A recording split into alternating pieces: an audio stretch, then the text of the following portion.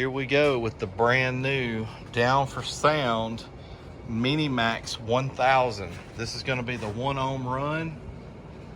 We have not even give any voltage to this amp yet. This is going to be a first run. All right, 40 hertz, 1 ohm. What's it going to do?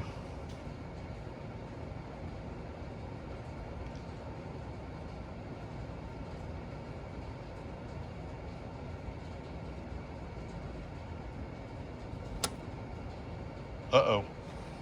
Uh-oh, it went into protect. Did you see that? It came right back out while I was, ooh, I smell something. 1348. I forgot to put that in the right mode. And it pulled, how much? 178 amps. Holy crap. 1348. But I'm gonna be honest with you. I don't know if she's okay. Let's clear this out and let's give her some more voltage. Oh no. Oh no. It's back into protect. Look at that. When I give it any voltage, the clip light comes on. Oh no. I believe we have smoked our Mini Maxx on the first turn up, and y'all see I didn't do anything wrong here. That was wired to 1 ohm, which it's rated to do. All right, I'm gonna turn the camera off and do some investigating. All right, stay tuned. All right, guys, I'll be honest with you, we still don't know just yet, but we did turn the amp off and back on, and we've got everything zeroed back out. Let's do 40 hertz again and see what we get. So it's not in protect. Oh no, it's not giving us clip. It gave us the clip light that time on the very bottom. That's strange. No voltage coming out of that amp. Guys, we have fried our Mini Maxx with the very first run. Now this was at 1 ohm. I'll be honest with you, that reminds me of another amp that did that. Do y'all remember the Martz? If I remember right, the Martz was okay until we got to 1 ohm, and it blew before I ever even got it turned up to clipping at 1 ohm, which is exactly what this amp just did. I'm gonna go back and listen to the footage, but it made just a little psh when it did that. And then me and my son are both here, and we could both smell something. So we were pretty sure that it blew something inside the amp. This is very disappointing. This amp just came in yesterday. It's been on a back order, or maybe what you would call a pre-order, and it just arrived yesterday, and I just hooked it up about 15 minutes ago. All right, that might be the end of the video. I'm not sure just yet, but if I decide to add something else to it, I'll put it at the end of this clip. All right, guys, the Down for Sound Mini Maxx 1000. This is a Class D monoblock, and we was wired at 1 ohm. All right, guys, thanks for watching. All right, guys, I wanted to talk about the little Mini Maxx again and what happened the other day.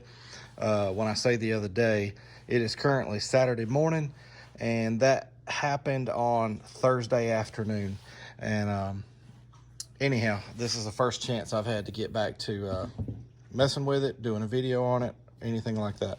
Wanted to let you know, number one, I wasn't actually making a video at that moment in the sense of a video that I was going to upload.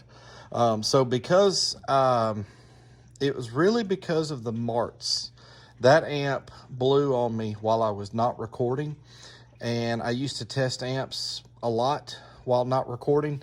And when that one blew, and it even had like a pretty good flash to it, and I wasn't recording, I was just kicking myself. And so I'd kind of got to where I didn't do very many runs with the camera not rolling for that purpose.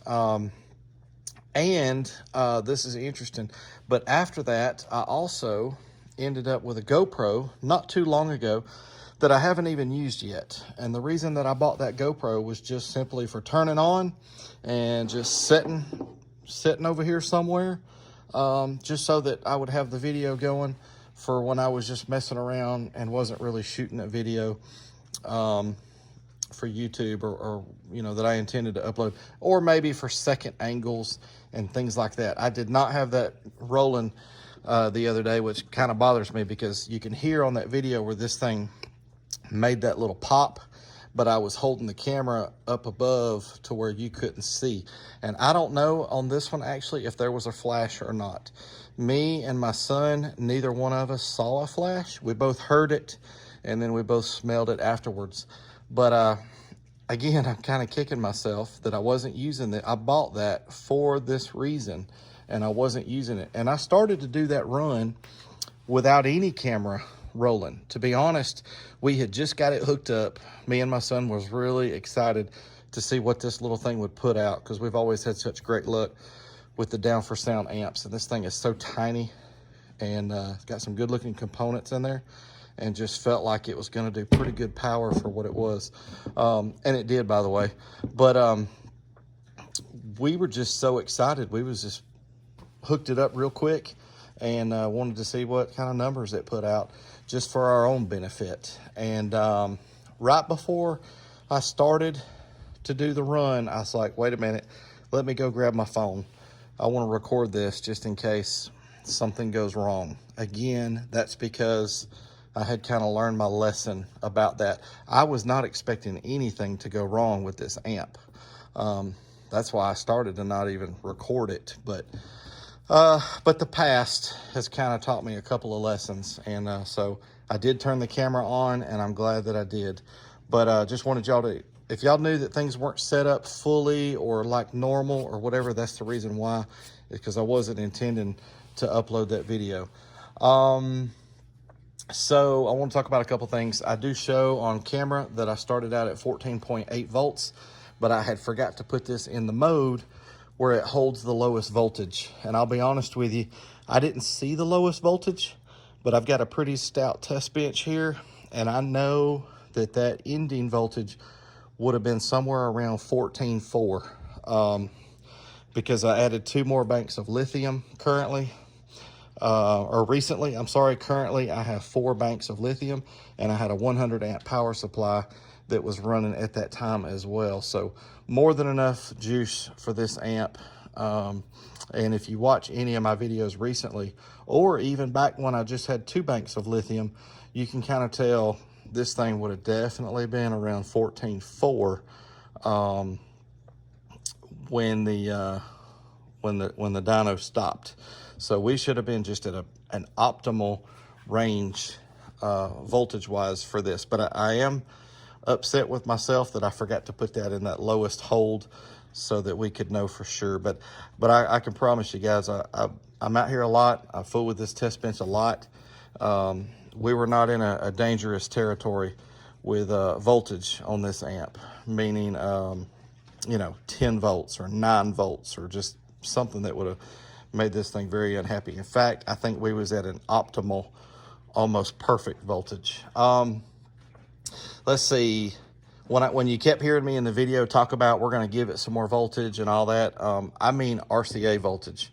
That's what an amplifier does, is it takes that input voltage and it gives you output voltage to your speakers. That's not talked about as much. People want to talk about watts, and it is watts, but I just thought that it might confuse some of y'all if y'all are wondering why I say we didn't give it any voltage and all that. It had voltage here the whole time, but when I say let's give it some voltage, or it's not giving us any voltage, I'm talking about the RCA ins and the speaker outs is what I mean by that. I also messed up. When I first saw this light come on, you can tell it was the protect light that was on at that first moment after that happened, and I went around to the side of the amp, the protect light was on, and then it went out, and then the rest of the time that I was turning that up and stuff, trying to figure out if the thing was working or not, it was the clip light that would come on, and you can hear me in the video a little bit confused about the difference between the protect light and the clip light. But yeah, the protect light came on first, and then we didn't see it again. It was clip. The clip light after that. All right, guys, this amp acted exactly like the Maxx. That Maxx amp, again, I didn't get that on video, but what it did was it rolled up. Everything was great. It stopped counting. I gave it just a little bit more. I was definitely not railing on this thing, and I wasn't railing on the Maxx. But when it stopped counting, I gave it just a little bit more to turn the clip light on the AMM1, and that was when it blew, was when I gave it just that little bit extra. It's not like I cranked on the bass knob and gave it a whole lot more. So I don't know. It did exactly what the Maxx did, and so that's a little disappointing. Like I said, it never reached clipping when it did that. According to the AMM1, it didn't. I did reach out to Down for Sound the other evening, and I have yet to hear back from them. I even told them, hey, I shot a video. I'm planning to upload it this weekend. I would like to get you guys' response and, you know, see what you think. And haven't heard a word from them. If I hear back from them between now and the time that I put this video live, which will probably be Sunday morning, I will add another little clip at the end and let you guys know what Down for Sound said. I was really hoping to hear back from them pretty quickly. And guys, to be honest, I have sent them, I think it's 3 emails now. I sent them the original, and then I've replied to it twice. So nothing wrong with Down for Sound. In fact, we love Down for Sound. Me and my boys have met JP a couple of times. JP has been in my son's Tahoe, and both of my boys have been in JP's Tahoe. And then we talked to him for a little while at the at one of the booths at one of the shows. So we've met JP personally, and think a lot of him, think a lot of his company. Love his amplifiers. They have all been so good. We've bought a JP23, a JP8, a JP84, and now the Mini Maxx. Those other 3, excellent. Not any problems at all. Excellent amplifiers. They will take a beating and do what they're supposed to do and more. And we expected this one to do the same, to be honest. I thought we were going to love this little amp. Me and my son, right before we did that run, was talking about how I may put this in my green truck. Green is my favorite color. I've got a Sierra, a 97 Sierra that I've had for 19 years. I'm planning to put a LS3 engine in that truck. It's already lowered. Good looking truck already. Really want to fix that truck up and just keep it for the rest of my life and put a stereo system in it, and talked about how this might be the amp that I put in that truck. I think I just want to put a couple of 10s in that truck, and I've been going back and forth on different amps to put in there, but we was really thinking that this might be the one, with it being green, and thought that'd be kind of cool to put in that truck. So anyhow, I promise you, we loved this thing, expected it to do great, and did not expect it to fail in any way. I don't know if this is going to be covered. Honestly, I'm being as transparent as I can be here.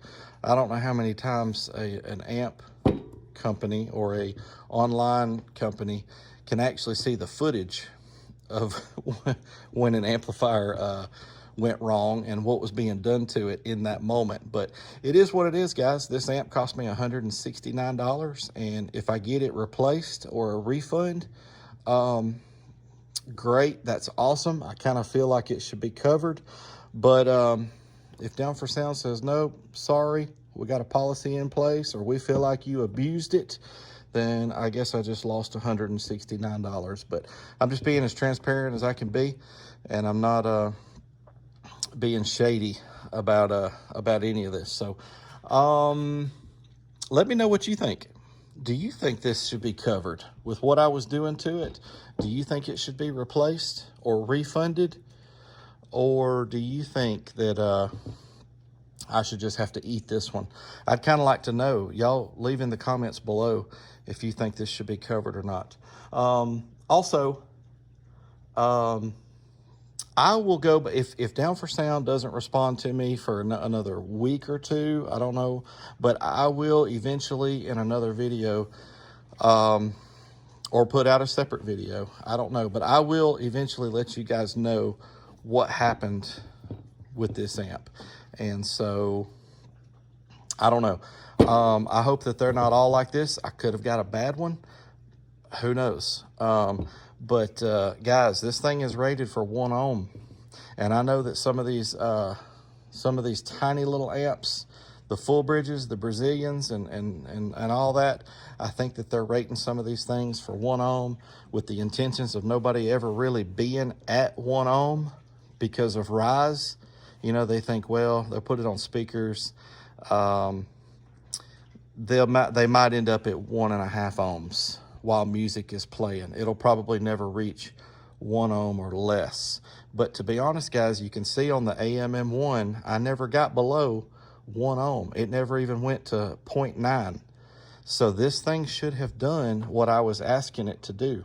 If amplifier manufacturers are banking on the fact that they'll never actually get to that ohm load, I think that that's wrong. I think they need to build these things tough enough to be able to do what they're rated to do. So it was rated to go to 1 ohm. And here's another thing, guys. Get back around here. There's a protection circuit in here that should have protected this amp from blowing. And this amp is blown. It will not put out anything anymore. It is blown. But why didn't the protection circuit protect it? I felt the same way about the Martz.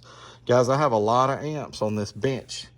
I have a lot of cheesy amps on this bench that the protection circuit works perfectly and they don't blow. And I ask sometimes more of them than there. It'd be different, guys, if I had hooked this thing up to a 0.5 ohm or I was trying to do something crazy with it, but I wasn't. So I feel like it should have protected itself. The manual right here says nothing at all about a warranty. There's only a few, 3 or 4 pages in here. None of it talks about a warranty. It does talk about troubleshooting and no output, and I've read through all these things, and is that this page? Yeah. And nothing here is anything that I was doing wrong with this amp. But so I don't even know at this point where to go to find out if this should be covered or not, with it not having a warranty card or warranty in the manual.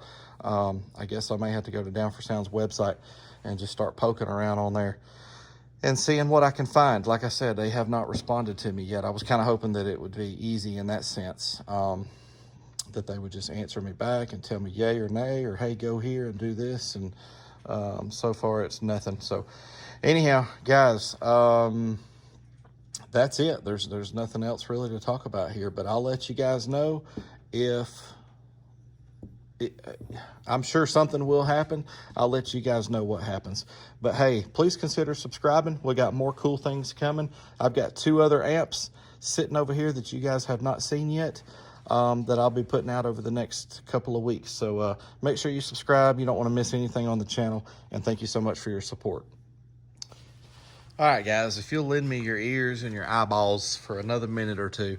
After going back and watching the video, I realized I didn't really talk enough about resistive loads and the 1 ohm load. I did talk a little bit about it, but just, I don't know. I feel like I need to talk about it a little bit more before wrapping this whole thing up, because it is important. When testing amplifiers on a dyno like this, the right way to do that is to test the amp against resistors. These are resistors. They're 1,000 watts a piece. 8 ohms. This is my 2 ohm bank. My 1 ohm bank is mounted up above my test bench. That's what I was hooked to when I blew this amp. But I thought I'd show you this one. It's a little more portable. But to hook the amplifier up to resistors, and it gives you that just constant load, where subwoofers, the ohms are up and down and all over the place. If this is a 1 ohm load or a 2 ohm load or a 4 ohm load, it'll just be constant and it'll stay. And it's tougher. It's a tougher test to put an amp on a 1 ohm resistive load than it is 1 ohm subwoofers. And a lot of these newer amp companies, like I said, especially these small little amps, of all the varieties, there's full bridge and Brazilian full bridge, and I don't exactly know which category this one would fit into. I also didn't show the gut shot all that great. It looks really good, and it's kind of cool down in there. It says, "What's up?" right there. Look, this little thing's got a fan. Can you believe that? An amp this small having a fan. But anyhow, it looks awesome, just like all the JP amps.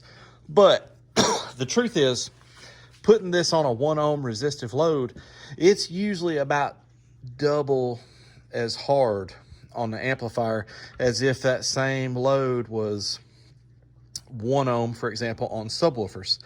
But y'all see in my dynamic test, I often will take the amps over to those 2 SCAR 12s, and we'll do a dynamic run on music. A 1 ohm load will still end up sometimes at 1.4, 1.5, somewhere in there. I don't know. But anyhow, I feel like if they're rated to go to 1 ohm or 2 ohm or whatever, they should be able to do that resistively. I just feel like the amp should be built heavy duty enough to go to that load. And a lot of amps, as you guys know, they'll go below that. There's a whole lot of amps out there on the market. The JP amps, the other ones, they'll usually go down below what they're rated and handle that just fine. Now, sometimes that'll need to be just certified, or maybe dynamically, rather than uncertified, which is up to clipping. But anyhow, long story short, this was hooked to resistors, and a resistive load is tougher on an amplifier than hooked to subwoofers. And these amp companies, they don't intend for these amps to ever be hooked to resistors. But my opinion is they should be built heavy duty enough, because a whole bunch of them are, to go to that ohm load resistively. And this one did not do that for us. Again, this could be a bad amp. I don't know if all these mini Maxxes would do that or not. I do know this: if I get this amp replaced, I probably would not do that same test. I might be at 1 ohm on resistors, but we might just go to certified. And I'm not sure just yet, but it'd be kind of dumb of me to get another one in and do this same exact test again. Even though I think it should do that test, I probably wouldn't do that test again and risk blowing a second one. That's just kind of dumb in my opinion, since this one has given us a great indication that they just might not like to do that. But yes, resistive loads are tougher than subwoofers, and I felt like that needed to be said very, very thoroughly. So anyhow, guys, hey, thanks again for watching, and stay tuned for the next one.